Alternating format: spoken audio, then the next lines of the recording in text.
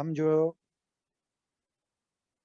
جی recording پہلے آپ نے کرنی ہوتی ہے. لاسٹ ٹائم جو ہمارا سیشن ہوا ہے اور ہم جہاں تک پہنچے ہیں، تزکیہ عمل کی سیریز جاری تھی. اور تزکیہ عمل کو ہی ہم دیکھ ابھی بند کر لیں، پیچھے والا کر لیں، بعد میں اس کو انشاءاللہ شروع کر لیں گے. اگر وہ پچھلے والا ہی ہو سکے تو بہتر ہے. ابھی سوئے یہ ہے کہ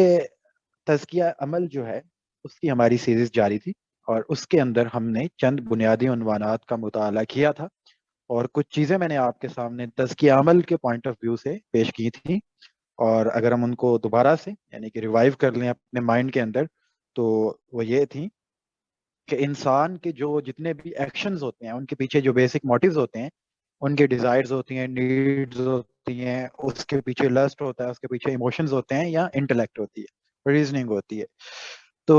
اللہ تعالیٰ نے جو ہمارے عمل کا تزکیہ کرنا چاہا ہے، تو اس کے لیے یعنی کہ ہمارے عمل کے پیچھے جو بھی موٹیو ہونا چاہیے، جو انٹینشن ہونی چاہیے، یہ موٹیو اپنی جگہ پہ برقرار رہیں گے، لیکن ہر عمل کے پیچھے جو انٹینشن ہوگی وہ اللہ تعالیٰ کی رضا ہوگی، اور وہ اللہ تعالیٰ کے بنائے ہوئے یعنی کہ مقرر کردہ حدود کے اندر رہ کے ہوگی، اس سے باہر نکل کے نہیں ہوگی. تو اگر ہم اس فارمولا کو اپلائی کر لیتے ہیں تو ہماری زندگی کے اندر ایک ایک عمل جو ہے وہ عبادت بن جائے گا، حتیٰ کہ وہ یعنی کہ جو لقمہ بھی اگر کوئی انسان اپنی بیوی کے منہ میں ڈالتا ہے اس لیے کہ اللہ تعالیٰ اس سے راضی ہوگا، تو وہ بھی عبادت بن جائے گی. تو یہاں تک یہ معاملہ ہو جائے گا. اس کو یاد رکھنے کے لیے، اس کو مسلسل ریمائنڈر کے لیے، اس چیز کو اپنی عادت بنا لینے کے لیے، اس چیز کو آسان کر دینے کے لیے دو چیزیں تھیں. اللہ تعالیٰ نے اس کو قرآن مجید ہی کے عقائد کے اندر واضح کر دیا ہے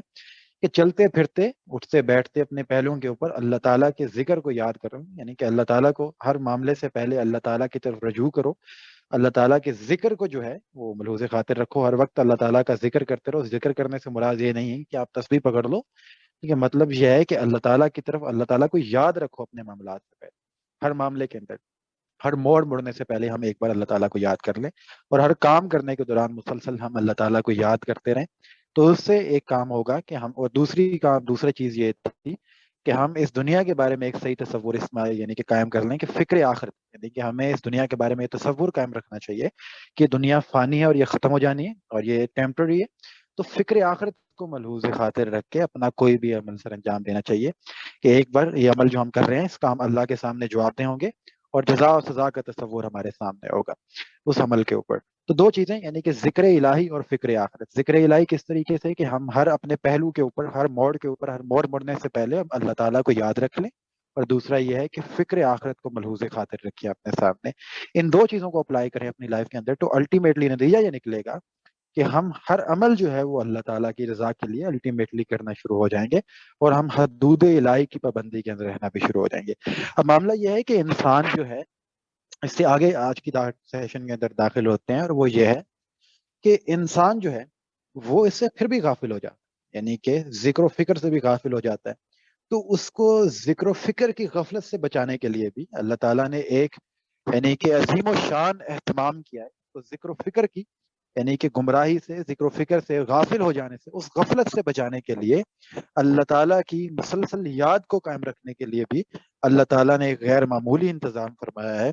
اور وہ اقامت صلاۃ، یعنی کہ نماز کو قائم رکھو. اور نماز کا ایک فلسفہ ہمارے سامنے پیش کیا. اس کے بارے میں اللہ تعالیٰ سورہ طہ میں فرماتے ہیں، اور میری یاد کے لیے نماز کا اہتمام کرو، یعنی کہ میرے ذکر کے لیے، میری یاد کے لیے، یعنی کہ اللہ تعالیٰ کی یاد ہمارے لیے، ہمارے ساتھ یعنی کہ اچھا یار، یہ وائس کا پرابلم سب کو ہو رہا ہے یا کسی ایک کو ہو رہا ہے؟ حمزہ بھائی آپ کو وائس صحیح آ رہی ہے یا صرف ایک جگہ پہ پرابلم ہو رہا ہے؟ مجھے وائس صحیح آ رہی ہے. اوکے صحیح ہے، پھر آپ کا پرابلم ہوگا. آئی تھنک یہ وائس بھی کلیئر ہے. اس چیز کو اللہ تعالیٰ نے ملحوظ خاطر رکھ کے انسان کی غفلت کو دور کرنے کے، انسان کی یعنی کہ اللہ تعالیٰ کے ذکر کو انسان قائم رکھے. انسان کو اللہ جو ہے وہ چاہیے کہ وہ اللہ تعالیٰ کے ذکر کو قائم رکھے. تو پرابلم یہ ہے کہ جو انسان جو ہے وہ غافل ہو جاتا ہے، تو اللہ تعالیٰ نے اس کو یعنی کہ اس چیز کو ملحوظ خاطر رکھا ہے کہ اللہ تعالیٰ کے ذکر کے ساتھ جڑا رہے، اللہ تعالیٰ کی مسلسل یاد کے اندر انسان مگن رہے. ہر پہلو پہ، ہر موڑ مڑنے سے پہلے وہ ایک بار اللہ تعالیٰ کو یاد کر لے، تو اس کے لیے اللہ تعالیٰ نے نماز کا اہتمام کیا ہے کہ انسان جو ہے اپنے معاملات کے اندر مسلسل اللہ تعالیٰ کو یاد رکھے، ساری زندگی کے اندر اپنی روزمرہ زندگی کے اندر اللہ تعالیٰ کے ذکر کو یاد رکھے، اللہ تعالیٰ کو یاد رکھے، اللہ تعالیٰ کا ذکر رکھے، تو اس کے لیے اللہ نے نماز کا اہتمام فرمایا ہے۔ تو اس کے اندر اللہ تعالیٰ سورہ طٰہٰ کے اندر ہی فرما دیتے ہیں، اور میری یاد کے لیے نماز کا اہتمام رکھو، لیکن نماز کو قائم رکھو۔ اس کو یعنی کہ اللہ کے نبی اکرم صلی اللہ علیہ وسلم نے ایک حدیث کے اندر ہی واضح فرما دیا ہے کہ نبی اکرم صلی اللہ علیہ وسلم کو فرماتے سنا کہ بتاؤ اگر تم میں سے کسی کے دروازے پر ایک نہر ہو جس میں وہ 5 مرتبہ روزانہ نہاتا ہو، تو کیا ایسے شخص پر، یہ لوگوں کو وائس کیوں نہیں آ رہی؟ حمزہ بھائی آپ کہہ رہے ہیں وائس آ رہی ہے، یہ سارے کہہ رہے ہیں وائس نہیں آ رہی۔ عمر بھائی وائس تو آ رہی ہے، تھوڑی شاید ایکو کبھی کبھی آ جاتی ہے۔ آپ ہیڈ فون استعمال کر رہے ہیں؟ جی میں ہیڈ فون استعمال کر رہا ہوں، یہ کہہ رہے ہیں وائس آ ہی نہیں رہی۔ السلام وائس علیکم۔ تو نہیں ان کا آپ اپنی وائس نہ دیں، حمزہ بھائی کو میں کہہ رہا ہوں بولیں، آپ کو نہیں بولا، ٹھیک ہے؟ سو وائس آ رہی ہے ٹھیک ہے، تھوڑی، شاید وہ ہیڈ فون کی وجہ سے ایکو کا آ رہا ہے۔ اگر آپ ہیڈ فون اوکے اتار کے بولے تو ٹھیک پھر ہے، شاید ان صحیح کے ہو جائے۔ وہ ہیڈ فون اتار دیا تو کام ہو جائے گا خراب، اس لیے وہ میں نے ہیڈ فون لگایا ہے۔ سو ویسے آواز آ رہی؟ اتنی آ رہی ہے کہ اوکے سمجھ آ جائے۔ ٹھیک ہے پھر، اوکے آپ لوگ جو ہے نا جن کو نہیں آ رہی وہ وائس جوائن کر لیں، شاید ان کو وائس جوائن نہ کرنے کی وجہ سے آ رہی، تو اس پر بار بار کمنٹ نہ کریں، پھر اٹینشن ڈیورٹ ہو جاتی ہے۔ So it is my humble request کہ اس کے اندر بار بار کمنٹس نہ کریں اور خاموشی سے سنیں، اور بعد میں ایک بار اپنے سوال کر لیجیے گا کیونکہ اٹینشن آپ کی وجہ سے ڈیورٹ ہو جاتی ہے۔ ٹھیک ہے، اب نبی اکرم صلی اللہ علیہ وسلم کی حدیث ہے، نبی اکرم صلی اللہ علیہ وسلم نے فرمایا بتاؤ اگر تم میں سے کسی کے دروازے پر ایک نہر ہو جس میں وہ 5 مرتبہ روزانہ نہاتا ہو، تو کیا ایسے شخص پر مہر کچیل کا کوئی اثر باقی رہے گا؟ لوگوں نے کہا نہیں یا رسول اللہ، ایسے شخص پر مہر کچیل کا کوئی اثر باقی نہیں رہے گا۔ آپ نے فرمایا یہی مثال 5 نمازوں کی ہے، ان کے ذریعے سے بھی اللہ تعالیٰ بندے کی گناہوں کو دھوتا رہتا ہے۔ اللہ تعالیٰ کے یعنی کہ ایک نظام ہے اللہ تعالیٰ نے مرتب کر رکھا ہے نماز کا، جس کے ذریعے سے اللہ تعالیٰ انسان کے یعنی کہ میل و کچیل کو یعنی کہ گناہوں کی میل کو بھی دھوتا رہتا ہے، اور انسان جو ہے وہ مسلسل یاد الہی کو ملحوظ خاطر رکھتا ہے، اللہ تعالیٰ کو اپنے معاملات کے اندر مسلسل یاد رکھتا ہے، اور ذکر و فکر کو انسان جو ہے ملحوظ خاطر رکھتا ہے۔ وہ کیسے رکھتا ہے آج نماز کی حیت اور شرائط ساری چیزیں ڈسکس کر لیں گے، اور یاد رکھیے اس کے اندر کوئی وہ یہ نہیں بتانے والے آپ کو کہ کون سے مسلک کی نماز ٹھیک ہے، یہ بالکل اس سے ڈفرینٹ ٹاپک ہے۔ اس کی اور ایک حدیث ہے حضرت ابو ہریرہ رضی اللہ تعالیٰ عنہ سے مروی ہے کہ نبی اکرم صلی اللہ علیہ وسلم نے فرمایا کہ تم میں سے کوئی شخص سو جاتا ہے تو شیطان اس کے سر کے پچھلے حصے میں 3 گرہیں لگا دیتا ہے، اور ہر گرہ پر پھونک مارتا ہے کہ ابھی یہ بڑی رات پڑی ہے، سوتے رہو۔ پھر اگر وہ جاگ جاتا ہے اور اللہ کو یاد کرتا ہے تو ایک گرہ کھل جاتی ہے، اس کے بعد اگر وہ وضو کر ڈالتا ہے تو دوسری گرہ کھل جاتی ہے، اور اگر وہ نماز پڑھ ڈالتا ہے تو ساری گرہیں کھل جاتی ہیں، اور بالکل حشاش بشاش اور چاقو چبند ہو جاتا ہے، ورنہ بالکل مردہ اور سست رہتا ہے۔ اب یہ یعنی کہ رسول اللہ صلی اللہ علیہ وسلم نے نماز کے بارے میں فرمایا ہے کہ اس طریقے سے انسان جو ہے اس کے ذریعے سے ذکر الہی کو، اللہ تعالیٰ کی یاد کو اس طریقے سے ملحوظ خاطر رکھتا ہے، اور گناہ بھی اس سے یعنی کہ اس طریقے سے دور رہتے ہیں۔ اب یعنی کہ اس کو دیکھ لینا ہے کہ نماز کے لیے اللہ تعالیٰ نے چند شرائط رکھی، اور وہ شرائط جو ہیں وہ کوئی بے معنی نہیں رکھی، بلکہ اس کے پیچھے ایک بہت بڑی حکمت کار فرما ہے۔ اگر ہم اس کو دیکھیں تو نماز کی تاثیر کے لیے جو سب سے پہلی شرط رکھی ہے وہ وضو رکھی ہے، اس کے ذریعے سے انسان جو ہے وہ اپنے جسم کو بھی اور اپنی روح کو بھی پاکیزہ کر لیتا ہے، اس کے جسم کے اندر سے بھی جتنی یعنی کہ پاکیزگی کی جو ریکوائر ہوتی ہے، جو ساری کی ساری ریکوائرمنٹ ہوتی ہے، انسان جو ہے اس کے ذریعے سے پاکیزہ ہو جاتا ہے، اپنے اس جسمانی طور پہ بھی، فزیکلی بھی اینڈ مینٹلی بھی وہ اپنے آپ کو پاکیزہ کر لیتا ہے، اور ایک اس کے اوپر ایک ایسی کیفیت طاری ہو جاتی ہے کہ وہ اللہ کے حضور پیش ہو سکے۔ تو اب دیکھیے کہ نماز کے لیے یعنی کہ دوسری شرط جو ہے اوقات، تو جو نماز کے اوقات مقرر کیے گئے ہیں وہ بھی ایک بہت یعنی کہ زبردست چیز ہے۔ اگر ہم اس کے اوپر غور و فکر کریں، ہم ہمیشہ اس کے اوپر غور و فکر کرتے نہیں ہیں، اگر ہم اس کے اوپر تھوڑے سے غور و فکر کریں تو اس کے اوقات بھی ہمیں بے معنی نظر نہیں آئیں گے۔ جیسے لائک آپ فجر کو لے لیں تو یہ فراغ خاطر اور سکون قلب کا ایک خاص وقت ہوتا ہے انسان کے لیے، اور انسان جو ہے شب میں رام کے بعد جب اٹھتا ہے تو اس کا دل پوری طرح سے مطمئن ہوتا ہے، عبادت کے لیے ایک نئی حرکت کا آغاز بھی ہوتا ہے، زندگی ایک نئے عزم کی محتاج ہوتی ہے، اور یہ نیا عزم خدا کی طرف سے تازہ توفیق اور تازہ ہدایت کا طلبگار ہوتا ہے۔ یعنی کہ اب اس کو تھوڑا سا یعنی کہ دیکھیں، انسان اٹھتا ہے اور اب زندگی کا پہلا موڑ مڑنے لگا ہے، یعنی کہ اب اٹھا ہے، اس نے اپنی صبح کا ابتدا کی ہے، اپنی زندگی کا آغاز کیا ہے، ایک طرح سے اپنی صبح کا ابتدا کی ہے، تو پہلا موڑ مڑنے سے پہلے ہی وہ اللہ کے حضور پیش ہو کے اللہ کو یاد کر لیں۔ اور دوسرا یعنی کہ اگر دیکھتے ہیں وہ ظہر کے وقت، یعنی کہ اب وہ رزق کما رہا ہے، اور اس دور پہ اگر دیکھتے ہیں تو جو سورج کو اگر آپ دیکھیں تو سورج جو اس طریقے سے خدا کو ایک طرح سے سجدہ کر رہا ہوتا ہے، اس کا سایہ زمین پہ پڑ رہا ہوتا ہے، اور جس طریقے سے اس کو یعنی کہ واضح ہوتا ہے کہ جو لوگ یعنی کہ سورج ہی کو خدا بنائے بیٹھے ہیں، تو ان کے اوپر بھی یہ بات عیاں ہوتی ہے کہ یہ جو یعنی کہ سورج ہے وہ خود خدا کے سامنے اس وقت جھکا ہوا ہوتا ہے، اس کا سایہ زمین پہ پڑ رہا ہوتا ہے، اور ایک طرح سے خدا کے سامنے وہ جھکنے کا یعنی کہ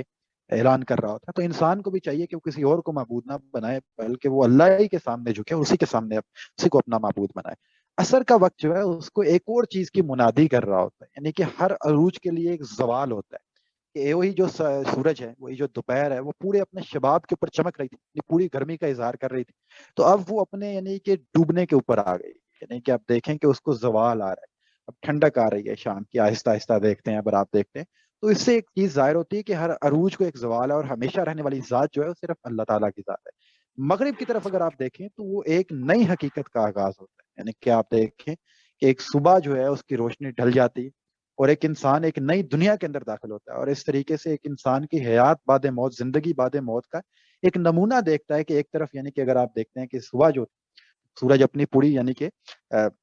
زور و شور کے ساتھ چمک رہا تھا، اس کی تابانی تھی، اس کے بعد چاند کی چاندنی نمودار ہو جاتی ہے، دن کے ہنگامے سرد پڑ جاتے ہیں، اور ستاروں کی جو بزم رائیاں ہیں وہ سامنے آ جاتی ہیں، اور گرمی اور لو اور دن کی دشواریاں جو ہیں ختم ہو جاتی ہیں، تلخیاں ختم ہو جاتی ہیں، اور رات کا سکون جو ہے وہ نمودار ہو جاتا ہے۔ تو ایک نئی دنیا کا آپ کے سامنے اشارہ ہوتا ہے کہ یہ دنیا جو ہے یہ ختم ہونے والی ہے، اور ایک آخرت جو ہے وہ نمودار ہونے والی ہے، اس کی طرف انسان کا اشارہ ہوتا ہے، دلانے کی کوشش ہوتی ہے، اور اس دوران بھی انسان کو اس آخرت کی تیاری کے لیے خدا کے سامنے جھک جانا چاہیے۔ اور اسی طریقے سے جو عشاء کا وقت ہوتا ہے وہ بھی ایک انسان کے لیے ایک احتساب کا وقت ہوتا ہے، عمل و حرکت کے لیے ایک احتساب کا وقت ہوتا ہے کہ وہ جانے سے پہلے اپنا آپ احتساب کر لیں، اس دنیا سے اس نے جانا ہے،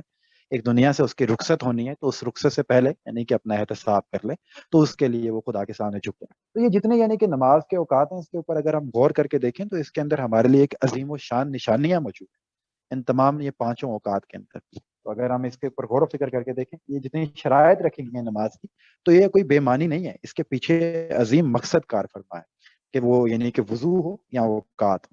کہ وضو کے اندر پاکیزگی کار فرمائے، جسم کی اور روح کی دونوں کی پاکیزگی کار فرمائے، اور اوقات کے اندر اللہ تعالیٰ کی عظیم و شان نشانیاں جو اس قدرت کے ذریعے سے اللہ تعالیٰ کی طرف ہماری رہنمائی کرتی ہیں وہ کار فرمائے۔ اب یہ دو چیزیں ہو گئی، تیسری چیز ہے نماز کی حیت۔ اس حیت کو اگر آپ نے دیکھ لینا یہ کیا ہے، اس کے اوپر ایک بار آپ نظر ڈال لیں، یہ ایک سب سے امپورٹنٹ چیز ہے، وہ یہ ہے کہ ایک انسان ہے وہ اپنے بادشاہ کے حضور پیش ہوتا ہے، کوئی بھی انسان ہے وہ اپنے بادشاہ، اپنے خالق، اپنے مالک کے حضور پیش ہوتا ہے جب، اور پیش ہو کے کیا کرتا ہے کہ اس کے سامنے ایک بندہ بن کے کھڑا ہوتا ہے، عجز اور نیاز مندی کی ایک تصویر بنی ہوتی ہے، کہ عاجزی کا اور ایک نیاز مندی کی تصویر بن کے خدا کے سامنے کھڑا ہوتا ہے۔ اس کو اگر ہم دیکھ لیں، مشاہدہ کریں، تو ہاتھ باندھے ہوئے ہوتے ہیں اس نے، نگاہ اس کی نیچے ہوتی ہے، گردن جھکی ہوئی ہوتی ہے، پاؤں اس کے برابر ہوتے ہیں، دائیں بائیں آگے پیچھے بالکل بے تعلق ہو کے سنجیدگی اور خاموشی کے ساتھ ادب اور وقار کا مجسمہ بن کے اپنے خالق و مالک کے سامنے جھکا ہوتا ہے۔ کبھی وہ اسی عاجزی کے اندر اپنا ناک خدا کے سامنے رگڑ دیتا ہے، کبھی وہ خدا کے سامنے رکوع کی حالت میں جھک جاتا ہے، گویا کہ آپ دیکھتے کبھی وہ دعا کے لیے اپنے رب کے سامنے ہاتھ پھیلا دیتے ہیں۔ تو اب وقار اور ادب کے اندر رہتے ہوئے جتنی بھی عاجزی کی اور تذلیل کی صورتیں اپنے مالک کے سامنے اختیار کر سکتا ہے انسان، وہ اس نماز کے اندر کر جاتا ہے۔ پھر اس کو غور سے دیکھیں، اس کے اوپر ہم نے کبھی غور و فکر کیا نہیں ہے کہ ایک انسان جب وہ نماز ادا کرتا ہے تو ایک گویا اپنے بادشاہ کے حضور پیش ہو رہا ہوتا ہے، اپنے مالک کے حضور پیش ہو رہا ہوتا ہے، اور اس کے حضور جب وہ پیش ہوتا ہے تو وہ عاجزی اور نیاز مندی کی تمام تر تصویریں جو ہیں اس کے اوپر نمودار ہو جاتی ہیں، کہ کبھی وہ یعنی کہ اب دیکھیں کہ وہ ہاتھ باندھے ہوئے ہوتے ہیں، پاؤں جو ہے ساتھ جڑے ہوتے ہیں، سر اس کا جھکا ہوا ہوتا ہے، گردن اس کی جھکی ہوئی ہوتی ہے، کبھی وہ اپنے یعنی کہ پیشانی جھکا دیتا ہے، کبھی وہ پیشانی زمین پہ رکھ دیتا ہے، کبھی وہ ناک زمین پہ رکھ دیتا ہے، کبھی وہ اسی خدا کے سامنے پھیل کے دعا کر رہا ہوتا ہے۔ تو جتنی بھی عاجزی کی تصویریں ہوتی ہیں ایک انسان کی اپنے مالک کے سامنے وہ پیش ہوا ہے تو وہ ادا کر دیتا ہے، جتنی بھی عاجزی کی تصویریں ہو سکتی تھی وہ تمام تر تصویریں خدا کے سامنے ادا کر، اور اس کے اندر خدا کا، اس کو آپ کہتے ہیں ایک احسان کی نماز۔ یہ فقہی نماز جو آپ کے سامنے پیش کی جاتی ہے نا، کہ اس کے اندر مسائل ہی مسائل ہوتے ہیں، ہاتھ باندھنے نہیں باندھنے، وہ رفع یدین کرنا ہے نہیں کرنا ہے، تو اس تمام تر مسائل سے نکل کے جو تزکیے کی نماز ہوتی ہے نا، اس سے بالکل ڈفرینٹ ہے۔ اگر آپ دیکھیں اس کے اندر وہ ایک احسان کی نماز ہے کہ ایک انسان ایک عاجزی کا ایک یہ پیکر بن کے خدا کے سامنے اپنے بادشاہ کے سامنے پیش ہوا ہے، اس نے ہاتھ باندھ دیے، پاؤں جوڑ لیے اپنے ساتھ، سر جھکا لیا اور گردن جھکائی ہوئی ہے، کبھی اسی کے سامنے جھک جاتا ہے, کبھی پیشانی رکھ دیتا ہے, کبھی ناک رکھ دیتا ہے, کبھی گڑ گڑاتا ہے, کبھی ہاتھ پھیلاتا ہے. تو اپنے عاجزی کے تمام تر اپنے یعنی کہ دیکھیں کہ وہ جتنی بھی اپنی تصویریں پیش کر سکتا تھا وہ کر دیتا ہے. اس کو آپ خشوع کی اور اس کو آپ احسان کی نماز کہتے ہیں. اس سے یہ ظاہر ہوتا ہے کہ ایک بندے کا جسم ہی نہیں بلکہ اس کا دل بھی خدا کے سامنے حاضر ہے.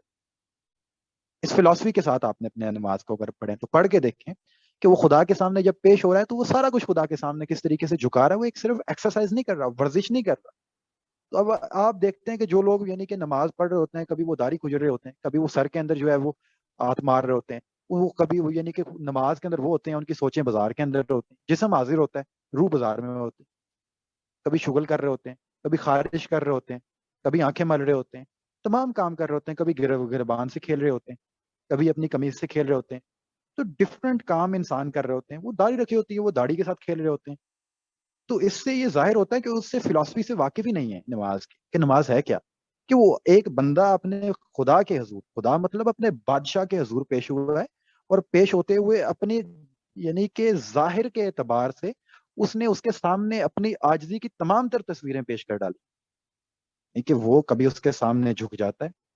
کبھی اس کے سامنے گردن جھکا دیتا ہے, کھڑا ہوتا ہے تو گردن جھکاتا ہے, ہاتھ باندھ کے پاؤں جوڑ کے کھڑے ہوتا ہے, جھکتا ہے کبھی اس کے سامنے, کبھی پیشانی رکھ دیتا ہے, کبھی ناک رکھ دیتا ہے, کبھی ہاتھ پھیلا دیتا ہے. تو تمام تر اپنی عاجزی کی تصویریں پیش کر جاتا ہے خدا کے سامنے. اس کو آپ خشوع کی, اس کو آپ احسان کی نماز کہتے ہیں. یہ فقہی نماز سے بالکل ڈفرینٹ ہے. اس کو اپلائی کر کے دیکھنا, اس فلسفی کے ساتھ نماز پڑھنی. اینڈ سیکنڈلی, یہ تو ہو گئی یعنی کہ ظاہری حیت ہوتی ہے نماز کی, اور دوسری چیز ہوتی ہے نماز کی دعائیں.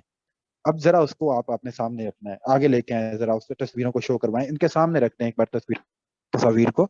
کہ یہ نماز کی جو میں نے حیت آپ کے سامنے ڈیفائن کی ہے, اس کو اگر آپ دیکھیں تو وہ کیا ہے. اس کو ایک آپ امیجنری فارم میں دیکھ لیں, یہ نماز کی جو حیت ہوتی ہے آپ کے سامنے, یہ دیکھ لیں کہ کبھی وہ یعنی کہ خدا کے سامنے ہاتھ باندھ لیتا ہے, پاؤں جوڑ لیتا ہے, سر گردن جھکائے ہوتا ہے, کبھی وہ اپنا سر بھی جھکا دیتا ہے, کبھی وہ اپنا یعنی کہ اپنی پیشانی خدا کے سامنے رکھ دیتا ہے, اس کے سامنے بیٹھتا ہے تو کس ادب کے ساتھ بیٹھتا ہے, تو کبھی اس کے سامنے دعا کے لیے ہاتھ اٹھا دیتا ہے اور گڑ گڑا کے دعائیں مانگتا ہے. تو عاجزی کی تمام تر تصویریں پیش کر دیتا ہے اپنے ظاہری اعتبار سے. تو یہ عجز کا نام ہے. کیسے ایک بندہ اپنے خدا کے حضور پیش ہو رہا ہے, اور اس طریقے سے پیش ہو رہا ہے کہ گویا خدا اس کو دیکھ رہا ہے, وہ خدا کو دیکھ رہا ہے. اگر اتنا نہیں ہو سکتا تو کم از کم وہ اتنا جانتا ہے کہ خدا اس کو دیکھ رہا ہے. اس اعتبار سے وہ تمام تر تصویریں خدا کے سامنے پیش کر دیتے ہیں, اس کانسیپٹ کو سامنے رکھتے ہوئے کہ خدا اس کو دیکھ رہا ہے. تو اتنا خوبصورت قسم کا تصور آپ کے سامنے آ جاتا ہے نماز کا. اب اگلی تصویر اوپن کریں, وہ یہ نماز کی چند دعائیں ہیں. اب آپ نے نماز کے اندر جو پڑھنا ہے اس کو بھی دیکھنا ہے. آپ کو میں نے سب کو کہا تھا کہ نماز جو ہے اس کو بات ترجمہ دیکھ لیں, اور تاکہ جو ہے اس کو آپ کے اندر آگے سمجھنے کے لیے آسانی ہو جائے. اس کو تھوڑا سا زوم کر لیں کہ جب نماز کے لیے انسان کھڑا ہوتا ہے, یعنی کہ اس سے پہلے ایک حیت آپ کے سامنے میں نے ڈیفائن کر دی ہے. اگر آپ دیکھیں تو فزیکلی جتنی حیت ہوتی ہے کہ خدا کے سامنے پیش ہوا ہے, کون سے کانسیپٹ کے ساتھ پیش ہوا ہے, اب اس دوران اس نے کرنا کیا ہے. دیکھیں کہ سب سے پہلے جب وہ نیت کرتا ہے, وہ کیا نیت کرتا ہے. انی وجہت وجہی للذی فطر السماوات والارض حنیفا وما انا من المشرکین, کہ میں نے تو اپنا رخ بالکل یکسو ہو کر اس خدا کی طرف کر لیا ہے جس نے آسمانوں اور زمینوں کو پیدا کیا ہے, میں تو مشرکوں میں سے بالکل نہیں. گویا انسان سب سے پہلے اس چیز کا اعلان کرتا ہے کہ میں ساری جہاں سے بے خبر ہو گیا ہوں یا اللہ تیرے لیے, میں ساری دنیا سے بے خبر ہو کے, ساری دنیا سے بیگانہ ہو کے اپنا رخ تیری طرف کرتا ہوں. میں دنیا کے ہر باطل سے بغاوت کرتا ہوں, اور میں تیرے ساتھ اپنا تجدید عہد کرتا ہوں کہ میری زندگی کا ایک ایک سانس, میری زندگی کا ایک ایک عمل, وہ سب کچھ تیرے لیے. میں ساری دنیا سے بیگانہ ہو کے اپنا رخ تیری طرف کرتا ہوں. میں ساری دنیا سے بیگانہ ہو,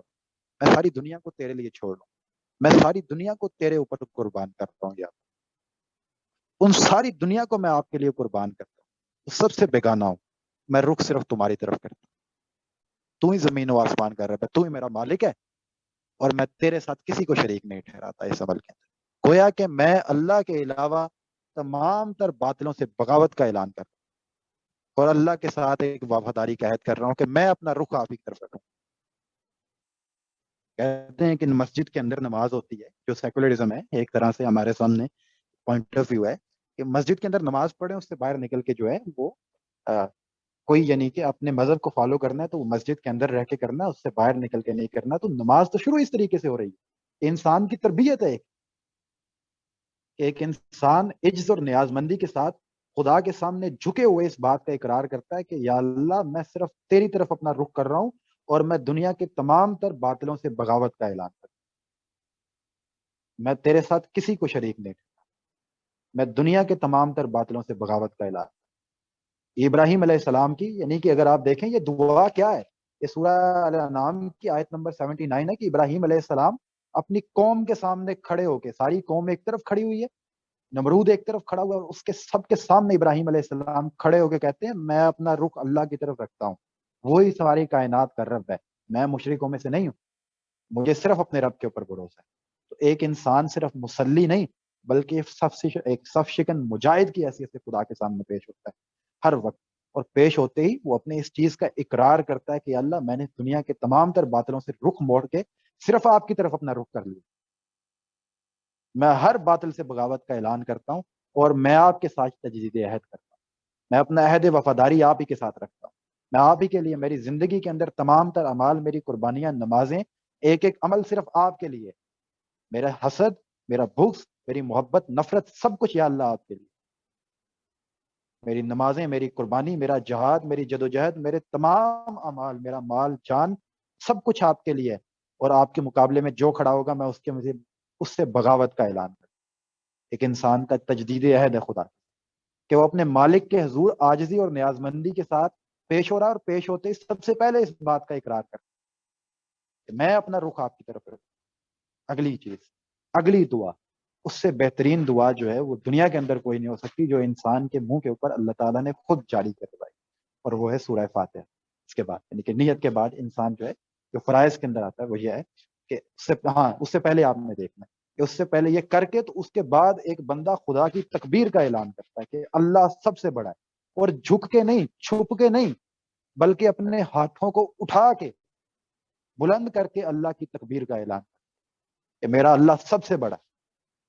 ایک مجاہد کی حیثیت سے، ایک صف شکن مجاہد کی حیثیت سے ایک خدا کے سامنے اعلان کرتا ہے کہ اللہ تو سب سے بڑا، تیرے مقابلے میں کوئی.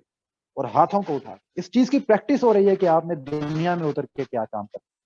کہ آپ نے دنیا کے اتر کے اپنا رخ اللہ کی جانب متعین رکھنا، اس چیز کی یاد دہانی کے لیے نماز ہے نا. تو یہ دنیا کے لیے پریکٹس ہو رہی ہے آپ کی مسجد کے اندر کہ آپ نے دنیا میں کیا کام کرنا ہے. تو اتر کے ایک بندہ اس چیز کا اعلان کرتا ہے خدا کو سامنے دیکھ کے، روز 5 وقت اللہ کے حضور، اپنے مالک کے حضور پیش ہو کے سب سے پہلے اس چیز کا اعلان کرتا ہے، تمام تر باطلوں سے بغاوت کرتا ہے اور اپنے رب کے ساتھ وفاداری کا عہد کرتا ہے. اور اس کے بعد سب سے پہلے تکبیر سے یعنی کہ ایک نعرہ لگاتا ہے تکبیر کا کہ میرا خدا سب سے بڑا، اللہ سب سے بڑا. اور ہاتھ اٹھا کے نعرہ لگا، ہاتھ اٹھا کے اس چیز کا اعلان کرتا ہے، جھک کے نہیں، چھپ کے نہیں. ٹھیک ہے، اس چیز کی یعنی کہ پریکٹس ہو رہی ہے. اور آگے ایک دعا ہے ایک انسان کے منہ پہ جو جاری کروائی گئی، وہ کیا ہی خوبصورت قسم کی دعا ہے، اس سے بہترین کوئی دعا ہو نہیں سکتی. اور وہ یہ ہے کہ اسی کے بارے میں، وہ کیا ہے، الحمدللہ رب العالمین سے شروع ہوتی ہے. اس کے بارے میں آپ نے ایک حدیث پڑھ لیں. وہ حدیث ہے حضرت ابو ہریرہ رضی اللہ تعالیٰ عنہ سے مروی ہے کہ میں نے رسول اللہ صلی اللہ علیہ وآلہ وسلم کو فرماتے سنا کہ میں نے فرماتے سنا کہ اللہ تعالیٰ ارشاد فرماتا ہے کہ میں نے نماز کی دعا کو اپنے اور اپنے بندے کے درمیان آدھا آدھا تقسیم کر دیا ہے، اور میرا بندہ جو کچھ مانگتا ہے وہ پاتا ہے. اب سب سے پہلے چیز، جب بندہ کہتا ہے الحمدللہ رب العالمین، شکر کا سزاوار حقیقی اللہ ہے، کائنات کا رب، لیکن شکر صرف اللہ ہی کے لیے جو کائنات کا رب ہے. تو اس پہ اللہ جواب دیتا ہے کہ میرے بندے نے میرا شکر ادا کیا. جب بندہ الرحمن الرحیم کہتا ہے تو اللہ فرماتا ہے میرے بندے نے میری تعریف کی.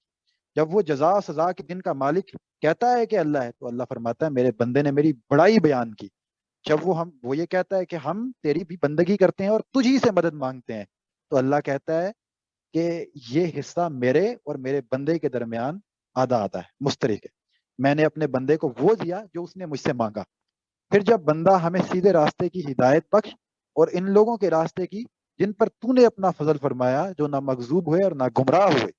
کہتا ہے تو اللہ فرماتا ہے یہ جو خاص میرے بندے کا حصہ ہے اور میں نے اس کو بخشا جو اس نے مجھ سے مانگا. یہ حدیث یاد کر لینی ہے کہ سب سے پہلے جب ایک بندہ کہتا ہے کہ شکر کا سزاوار حقیقی اللہ ہی ہے جو سارے کائنات کا رب. تو اللہ تعالیٰ کہتے ہیں کہ میرے بندے نے میرا شکر ادا کیا. بندہ اس چیز کا اقرار کرتا ہے کہ اللہ رحمان الرحیم ہے تو اللہ کہتا ہے میرے بندے نے میری تعریف کی. جب ایک بندہ اس چیز کا اقرار کرتا ہے کہ جزا و سزا کے دن کا مالک اللہ ہے تو اللہ آگے سے جواب دیتا ہے کہ میرے بندے نے میری بڑائی بیان کی.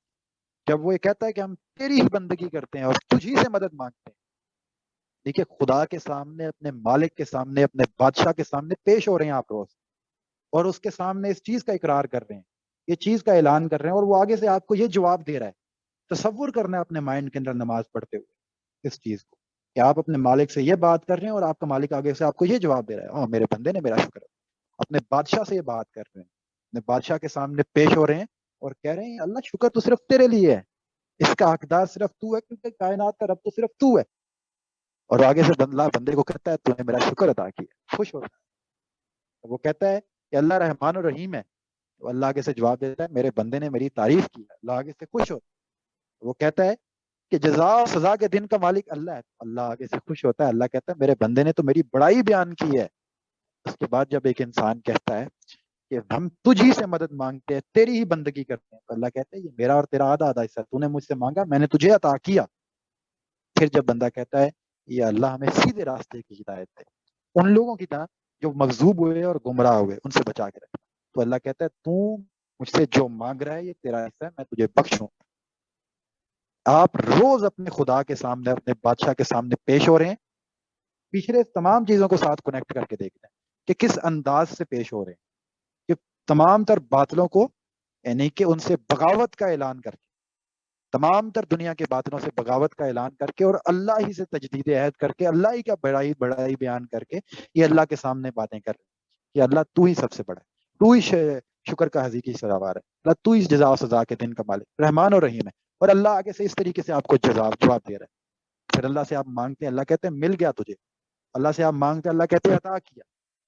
تو اس کنسپٹ کو آپ مائنڈ میں رکھتے ہوئے اس سورہ کی تلاوت کریں. اور ترجمہ یاد کرنا ہے سب نے، میں نے پہلے ہی کہہ دیا ہے کہ ترجمہ ساتھ یاد کرنا ہے. ترجمہ یاد نہیں کریں گے کوئی فائدہ نہیں. ترجمہ اگر آپ ساتھ ہی رکھیں گے، یاد کریں گے اور اس طریقے سے نماز پڑھیں گے کہ آپ اپنے بادشاہ کے حضور اس طریقے سے پیش ہو رہے ہیں، ایک عاجزی کا نمونہ بن کے، ایک عجز کا نمونہ بن کے اپنے مالک کے سامنے پیش ہو رہے ہیں، اپنے مالک کے حضور پیش ہو رہے ہیں. سب سے پہلے دنیا کے تمام تر بادلوں سے بغاوت کا اعلان کر کے اسی سے تجدید عہد اور وفاداری کا اعلان کرتے ہیں دن کے اندر، اور گویا کہ آپ کے سامنے ہے اور وہ آپ کو دیکھ رہا ہے، آپ اسے دیکھ رہے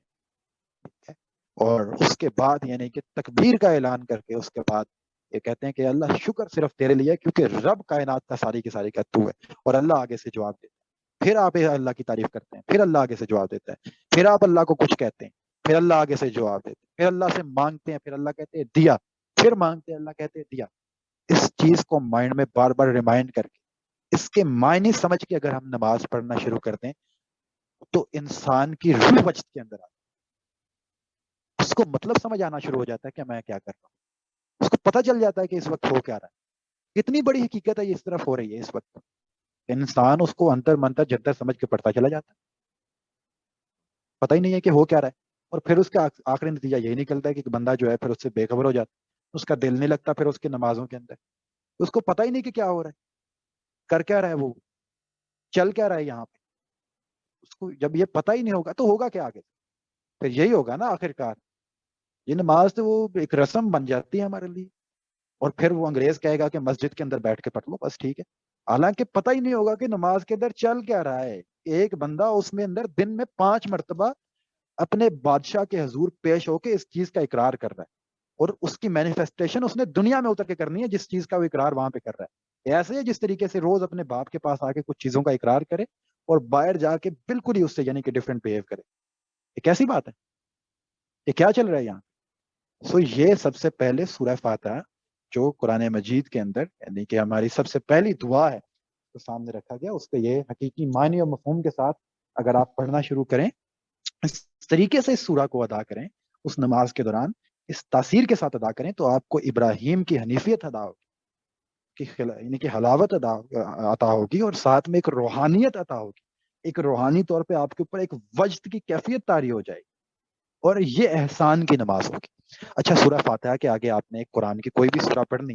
اور اس کے لیے بھی شرط یہ ہے کہ آپ کو اس کا مطلب پتا ہو کم از کم کہ آپ کیا بات کر رہے ہیں. کہ آپ کبھی سورہ اخلاص پڑھتے ہیں تو آپ کو پتا ہے کہ آپ کتنی بڑی بات کر رہے ہیں. قل هو اللہ احد، ان سے کہہ دو وہ اللہ ہے جو سب سے یکتا. ٹھیک ہے،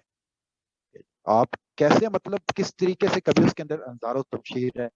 کبھی اس کے اندر توحید ہے، کبھی اس کے اندر رسالت ہے، کبھی اس کے اندر واز ہے، کبھی اس کے اندر نصیحت ہے، تاکہ انسان خدا کے ساتھ کنیکٹڈ رہے،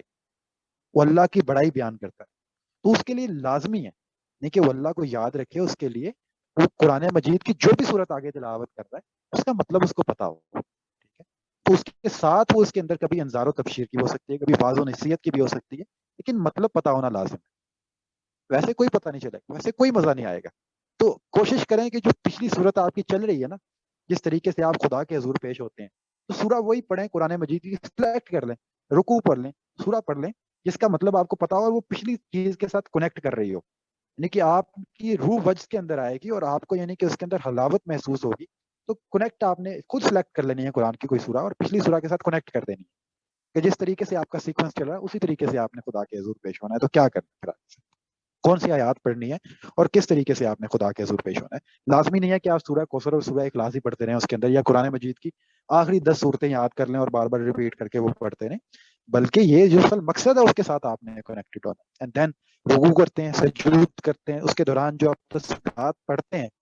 ان تسبیحات کے اندر آپ اپنے رب کا ہر عیب سے پاک ہونا، کہ اپنے رب کی پاکی بیان کرنی ہے آپ نے کہ میرا رب ہر عیب سے پاک، وہ سب سے بڑا ہے، وہ سب سے اعلیٰ ہے، وہ سب سے عظیم ہے. آپ اپنے بادشاہ کے حضور پیش ہو رہے ہیں، اس چیز کا اقرار کر رہے ہیں. یار کیا مطلب، ابھی میں آپ سے بات کر رہا ہوں اور میرے یعنی کہ نا ذہن کے اندر، مائنڈ کے اندر ایک مجھے چام محسوس ہو رہا ہے کہ ایک بندہ اپنے بادشاہ کے حضور پیش ہو کے کہ اس نے تیاری کرنی ہے دنیا میں نکلنے کے لیے، دنیا کے اندر جہاد کا، جدوجہد کا، قرآن کی حاکمیت کا، اللہ کی حاکمیت کا، حاکمیت الہ کا اعلان کرنا ہے. تو اس کی تربیت ہو رہی ہے مسجد کے اندر کہ وہ روز اپنے حاکم کے سامنے، وہ روز اپنے بادشاہ کے سامنے کس طریقے سے جا کے پیش ہو رہا ہے اور اس طریقے سے کیا کام کر رہا ہے. کبھی اس کے سامنے پیشانی جھکا رہا ہے اور کہہ رہا ہے کہ سب سے اعلیٰ ہے، سب سے پاک ہے اور سب سے اعلیٰ ہے. کبھی اس کے سامنے جھک رہا ہے اور کہہ رہا ہے تو پاک ہے، سب سے عظیم ہے.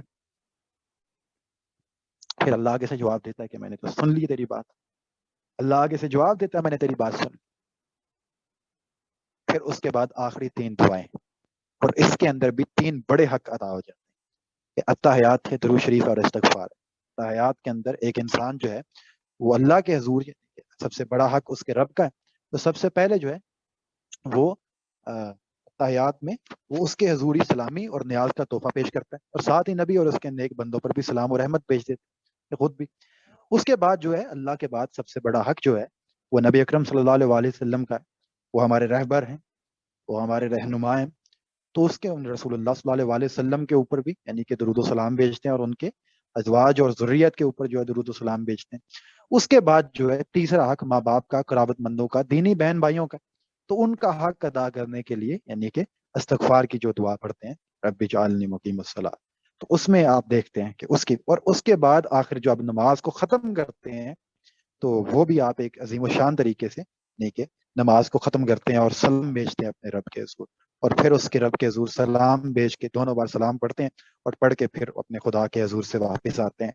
یہ نماز اگر آپ پڑھتے ہیں دن میں 5 مرتبہ اپنے رب کے حضور پیش ہو کے، تو اس کے بارے میں سورہ عنکبوت کے اندر آیا ہے کہ نماز بے حیائی اور برائی سے روکتی. یہ وہ نماز ہو، نہ کہ وہ ٹکرے مارنے والی نماز ہو. یہ آپ دیکھیں، یہ وہ چیزیں ہیں، یہ وہ نماز ہے. اگر ہم اس کو اختیار کر لیں تو نہ نماز کے دوران ہماری جو ہے وہ ذہن کے اندر کوئی وسوسے آئیں گے، نہ ہمارے نماز کے دوران ہمیں سستی پیدا ہوگی، نہ عدم دلچسپی ہوگی، نہ ہی ہم اس کی فلسفی سے یعنی کہ ناواقف ہوں گے کہ ہم مسجد کے اندر نماز پڑھ لی، باہر نکل کے سارا وہ، حالانکہ اس کا آپ اقرار کر رہے ہیں مسجد کے اندر آ کے بار بار.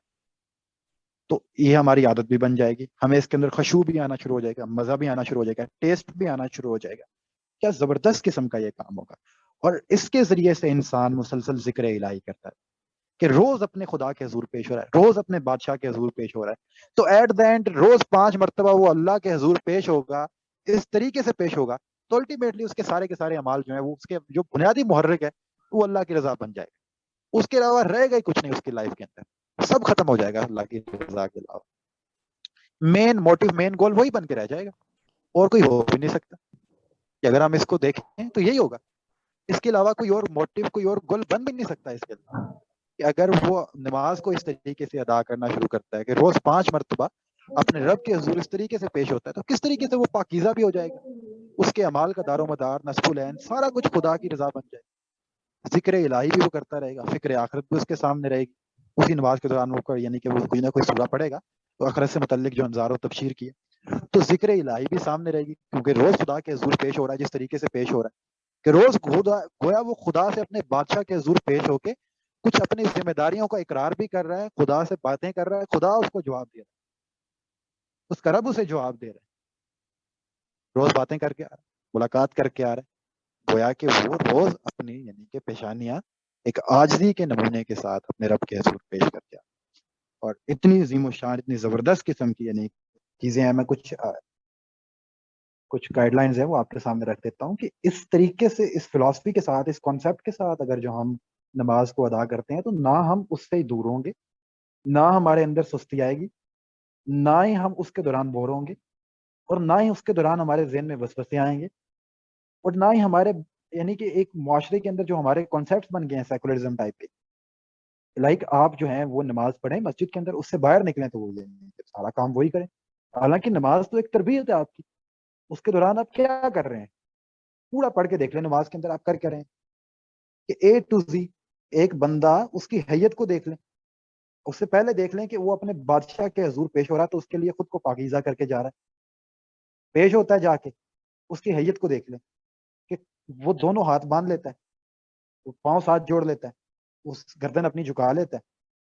اور کبھی جھک جاتا ہے, کبھی پیشانی رکھ دیتا ہے, کبھی ناک رکھ دیتا ہے, کبھی ہاتھ پھیلا لیتا ہے. تو عاجزی کے تمام تر جو ایک انسان شکلیں صورتیں اختیار کر سکتا ہے وہ کر جاتا ہے اس کے دوران. اور اس کے دوران جو وہ پڑھ رہا ہوتا ہے وہ کوئی انتر منتر جنتر نہیں پڑھ رہا, وہ کہ وہ منتروں کا کوئی اس کی تاثیر ہوگی, بلکہ اس کو آپ سیکھیں وہ کیا ہو رہا ہے اس کے دوران, کیا پڑھ رہا ہے وہ پتا ہو کہ آپ کیا کر رہے ہیں. سب سے پہلے نیت ہی کو دیکھ لیں اس کے دوران انسان کیا کرتا ہے. سب سے پہلے وہ ابراہیم علیہ السلام کی سنت ادا کرتا ہے کہ جو انہوں نے اپنی قوم کے سامنے کھڑے ہو کے کہی کہ ساری قوم ایک طرف کھڑی ہے, ابراہیم اکیلے ایک طرف کھڑے ہیں, اور وہ کہتے ہیں میں اپنا رخ صرف اپنے اللہ کی طرف رکھ کے یکسو کرتا ہوں, اور میں تمام تر دنیا کے جتنا شرک ہے اس سے برات کا اعلان کرتا ہوں. دنیا کے تمام تر باطلوں سے, طاغوت سے برات کا, بغاوت کا اعلان کر کے اللہ کے ساتھ وفاداری کا ایک بندہ آیا. اس کو ایک تمثیل سے سمجھیں, ایک بندہ انتہائی عاجزی اور نیاز مندی کے سامنے ایک عاجزی اور ایک نیاز مندی کا نمونہ بن کے, ایک انتہائی عظیم و شان تیاری کے ساتھ عاجزی اور نیاز مندی کا نمونہ بن کے اپنے حقیقی بادشاہ کے سامنے آ کے جھک گیا ہے, پیش ہو گیا, اس کی تصویر بن گئی, اور اس کے سامنے سب سے پہلے آ کے اس بات کا اعتراف کرتا ہے کہ میں تو اپنا رخ صرف آپ ہی کی طرف رکھتا ہوں, اور آپ کے علاوہ میں دنیا سے ہر کسی سے یعنی کہ بغاوت کا اعلان کرتا ہوں, ہر باطل سے بغاوت کا اعلان کرتا ہوں, اور اپنا رخ آپ ہی کی طرف رکھ لیتا ہوں. آپ کے علاوہ باقی سب باطل ہے, میں آپ کے ساتھ کسی کو شریک نہیں ٹھہراتا, آپ کے علاوہ میں دنیا میں ہر کسی سے بغاوت کا اعلان. اور پھر اس کے بعد ایک نعرہ لگاتا ہے, اعلان کرتا ہے ایک چیز کا تکبیر کے ساتھ, اور اپنے ہاتھ اٹھا کے, اس چیز کا جھکا کے نہیں, اپنے ہاتھ اٹھا کے ایک عزم کے ساتھ اس چیز کا اعلان کرتا ہے کہ آپ ہی سب سے بڑے ہیں. اور اس کے بعد اپنے یعنی کہ رب کی تعریف کرنا شروع کر دیتا ہے کہ آپ ہی شکر کی سزاوار ہے, آپ ہی روز جزا و سزا کے مالک ہیں, آپ رحیم و رحمان ہیں, آپ مجھے یہ عطا فرما دیں. کیا عطا فرما دیں؟ ہدایت عطا فرما دیں. اللہ کہتا ہے, اور آگے سے اللہ بھی جواب دے رہا ہے, وہ اپنے بادشاہ کے حضور پیش ہو رہا ہے, بادشاہ آگے سے جواب دے رہا ہے, ایک بات کرتا ہے وہ آگے سے جواب دیتا ہے. جب آگے کے بادشاہ کو کہتا ہے کہ شکر کا حقیقی سزاوار تو آپ ہی ہیں, آگے سے جواب دیتا ہے تو انہوں نے میرے شکر ادا کیا. تو آگے کہتا ہے آپ رحیم و رحمان ہیں, اسے کہتے ہیں تو نے میری تعریف کی ہے, اسے کہتے ہیں کہ اپنا تو ہی روز جزا سزا کا مالک ہے یا اللہ, ابھی روز جزا سزا کے مالک ہیں. آگے سے کہتے ہیں تو نے میری بڑائی بیان کی ہے, مانگو. کہتے ہیں یا اللہ میں تجھی سے مدد مانگتا ہوں, تیری ہی بندگی کرتا ہوں, تیرے علاوہ کسی کی بندگی نہیں کرتا. گویا جس چیز کا پہلے اعلان کر کے آیا ہے کہ میں ساری دنیا سے بغاوت کا اعلان کرتا ہوں اور اپنا رخ صرف آپ کی طرف موڑتا ہوں. پھر اللہ کہتا ہے مانگو, اور پھر وہ ہدایت مانگتا ہے. اللہ کہتا ہے دی, پھر اس کے بعد یہ نہیں کہ ایک انسان کوئی سورہ پڑھتا ہے قرآن کی، اسی کے ساتھ آپ نے کنیکٹ کر کے پڑھ لینی، پھر اپنے رب کے حضور جھک جانا، پھر اس کی تسبیح بیان کرنے، اس کی پاکی بیان کرنی، ہر عیب سے اس کا پاک ہونا بیان کرنا، اس کا عظیم الشان ہونا بیان کرنا، اس کا اعلیٰ ہونا بیان کرنا۔ اس کے بعد آپ نے اپنے رب کے حضور سلامی کا تحفہ پیش کرنا ہے، نیاز پیش کرنے کے بعد ہمارے جو رہبر، جو اللہ نے جس کو اپنے بعد سب سے زیادہ حق دیا، ان کے اوپر درود و سلام کا حق ادا کرنا، وہ دعا کرنی ہے ان کے لیے۔ پھر اس کے بعد اپنے اہل و عیال کے لیے اور اقارب کے لیے جو ہے، رشتہ داروں کے لیے، والدین کے لیے دعا کرنی ہے، اور پھر خدا کے حضور ایک سلام پیش کر کے وہاں سے ایک کہ عاجزانہ طور پہ وہاں سے رخصت ہو جانا ہے۔ تو یہ ایک نماز ہے، یہ وہ چیز ہے جس کے ذریعے سے انسان جو ہے 5 وقت اپنے رب کے حضور پیش ہوگا، اس کے ساتھ کنیکٹڈ بھی رہے گا، جھکا بھی رہے گا، اس کے ساتھ اس کو ٹیسٹ بھی آتا رہے گا، خشوع بھی آتا ہے۔ زبردست قسم کا نظام، ایک مکمل انسان جو ہے اپنے بادشاہ کے حضور پیش ہو رہا ہے، اور کیا ایکٹیویٹی پرفارم، اور اس کے ذریعے سے انسان کی تربیت ہوتی رہے گی۔ دنیا میں اتر کے اس نے جو کرنا ہے وہ یہاں سے سیکھ کے جائے گا، کہ آخر کار جو ہے اس کے سامنے جو ہے وہ جب روز اپنے بادشاہ کے سامنے پیش ہو رہا ہے، تو الٹیمیٹلی کو پتا ہوگا ابھی میں جا رہا ہوں، ابھی ہو کے آؤں، ابھی کچھ ہی دیر کے بعد میں نے دوبارہ جانا ہے، کس منہ کے ساتھ جاؤں گا؟ اگر بے حیائی کروں گا، برائی کروں گا۔ تو اس طریقے سے ایک انسان جو ہے وہ ذکر الہی کو مسلسل یاد، ذکر الہی کو مسلسل اس سے غافل نہ ہو انسان، اس کے لیے انسان یعنی کہ اللہ کی یاد سے، اللہ سے غافل نہ ہو جائے، اللہ کی ہدایت سے غافل نہ ہو جائے، اس کے لیے نماز کا انتظام کیا گیا، اور کیا عظیم و شان اہتمام کیا گیا۔ اس کے ذریعے سے انسان اپنے یعنی کہ خالق حقیقی سے کس طریقے سے کنیکٹ ہو جاتا ہے، گویا دنیا کو، ارے دنیا سے بغاوت کر ڈالتا ہے۔ یہ معاملہ ہے، یہ اس نماز کی فلاسفی ہے، یہ اس نماز کا یہ نہیں کہ سارا کا سارا ہمارے سامنے ایک طریقہ بھی۔ اب وہ ہم نے اس کو کیا سمجھ لیا؟ اقبال کہتے ہیں نا کہ زندہ قوت تھی جہاں میں یہی توحید کبھی، آج کیا ہے فقط ایک مسئلہ علم کلام۔ وہی ہے کہ ہم نے پکڑ کے اس کو بھی وہ فقہی مسائل کے اندر الجھا کے رکھ دیا کہ نماز ہے وہ رفع یدین کرنا ہے نہیں کرنا، ہاتھ باندھنے ہیں چھوڑنے ہیں، کیا مطلب کہ اس کے اندر الجھا دیا ہے، اور اس کے اندر سے اس کی اصل روح نکال کے باہر پھینک نہ۔ یہ ہمارے سامنے ہمارے ساتھ یہ معاملہ پیش آیا۔